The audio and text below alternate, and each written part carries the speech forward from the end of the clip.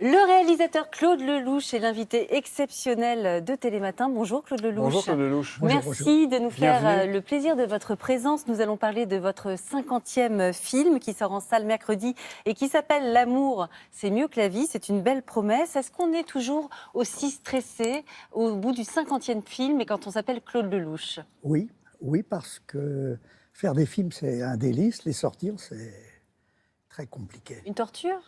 Non, en tous les cas, ça ne se passe jamais comme on l'avait imaginé. C'est toujours un petit peu plus ou un petit peu moins. Si c'est un petit peu plus que ce qu'on avait imaginé, c'est le début du bonheur.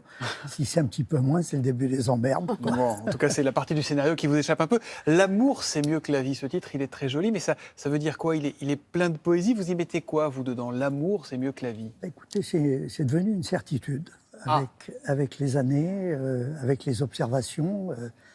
Je pense que le jour où on a la chance de pouvoir aimer quelqu'un d'autre plus que soi-même, c'est un moment délicieux. Quand on passe de l'égoïsme à la générosité, c'est pas mal. Voilà. Et puis, l'amour, c'est un peu comme le sport. Vous voyez, je veux dire, il faut arriver premier dans le cœur de quelqu'un sur des millions de gens. Voilà. Donc, dans le sport, quand vous êtes deuxième ou troisième, vous avez droit à des médailles. En amour, vous êtes cocu, hein, Oui, quand vous êtes deuxième. On n'est pas sur le podium. Ce film, c'est l'histoire de deux copains qui veulent offrir à leur meilleur ami sa dernière histoire d'amour. Je vous propose qu'on regarde un extrait, on en parle juste après.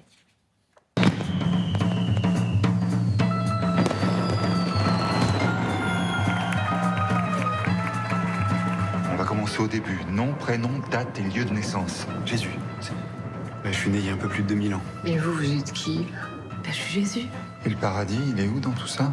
C'est vous qui transformez le paradis en enfer. Bien voilà, l'enfer c'est moi. Je suis là pour te pourrir la vie. Et comme ça, un jour, tu l'apprécies. Et vous voulez quoi au juste? Notre ami, il va bientôt nous quitter. Et nous, on aimerait lui offrir sa dernière histoire d'amour. Je ne vais pas faire des gosses d'enterrement comme ça tout le temps, hein. C'est une mauvaise imitation de De Niro, voilà ce que vous faites. De Niro, c'est ça, De Niro. Si tu parles pas de mort, tu parles pas de vie. S'il y a la vie, il y a la mort, c'est tout. Et vice-versa. Et à votre fils, vous lui avez dit? Et à votre père? J'ai du mal à me le dire à moi-même, alors. Vous êtes venu seul sur ce bateau? Oui, pourquoi? Parce qu'en général, quand on vient seul, c'est qu'il y a un problème. Bah donc vous aussi vous avez un problème. Et alors vous vous êtes dit, je vais aller me consoler avec le premier venu, c'est ça? Bah si le premier venu n'est pas le dernier des cons, pourquoi pas, hein?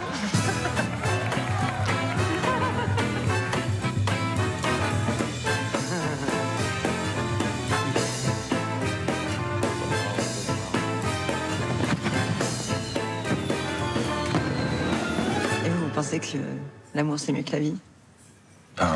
Maintenant, oui. L'amour, c'est mieux que la vie, c'est une certitude. C'est un film qu'il faut aller voir à partir de mercredi. 50e film de Claude Lelouch. Alors, on a vu Sandrine Bonner, on a vu Béatrice Dalle, qui est incroyable dans le rôle de Diable, Robert Hossein, dont c'est le tout dernier rôle. Il nous a quittés malheureusement juste après le tournage. Gérard Darmon, qui est incroyable.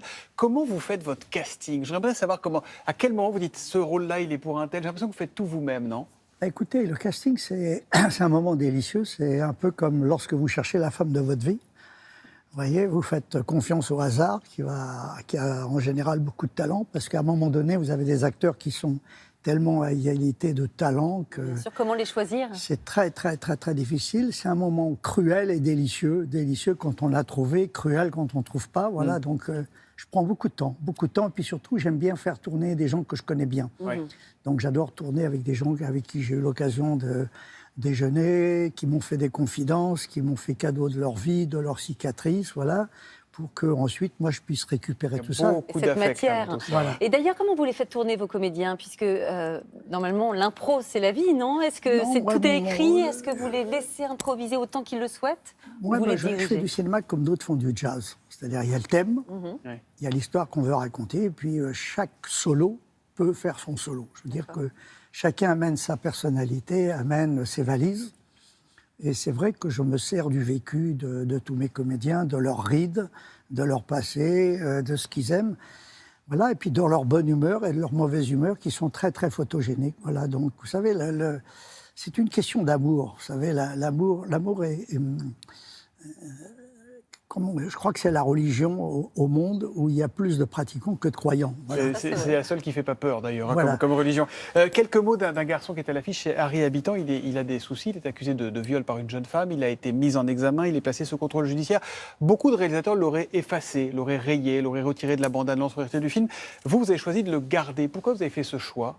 Tout simplement parce qu'on a tourné le film bien avant tous ces événements qui me rendent très malheureux. Et puis maintenant, j'attends que la justice nous dise exactement la vérité, ce qui s'est passé. Voilà, pour l'instant, on va faire confiance quand même à la présomption d'innocence. Et... Donc ça n'a pas été un sujet. Vous n'êtes pas dit à un moment, tiens, peut-être que pour la perception non, du parce public. que je ne suis pas lâche. Ouais. Je suis fidèle en amitié. Et voilà, donc pour l'instant, si vous voulez... non, ça serait malhonnête de prendre des décisions avant la justice. Voilà. Alors on va continuer à parler d'amour et on va regarder ce qu'Édith Piaf disait en 1961. Eh bien, je crois que aussi bien l'auteur que le compositeur doit être un amoureux dans la vie. Sinon, il ne peut pas écrire de chansons d'amour. Claude Lelouch, c'est quoi pour vous la plus belle chanson d'amour ? La plus belle chanson d'amour, c'est celle que l'on chante le jour où on rencontre quelqu'un. La dernière que vous avez chantée, c'était laquelle ? Mais écoutez, moi, vous savez, moi je trouve que la chanson de Traînée, boum. Quand mon petit cœur fait boum, voilà, je pense que c'est celle qui explique avec beaucoup d'humour, parce que l'humour et l'amour, ça va ensemble. Hein.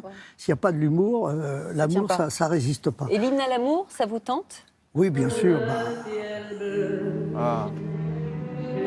Je l'avais mise dans Édith et Marcel, d'ailleurs, le film que j'avais fait. Absolument. Claude Lelouch, 50 films, le 50e sortira mercredi, il s'appelle L'amour, c'est mieux que la vie.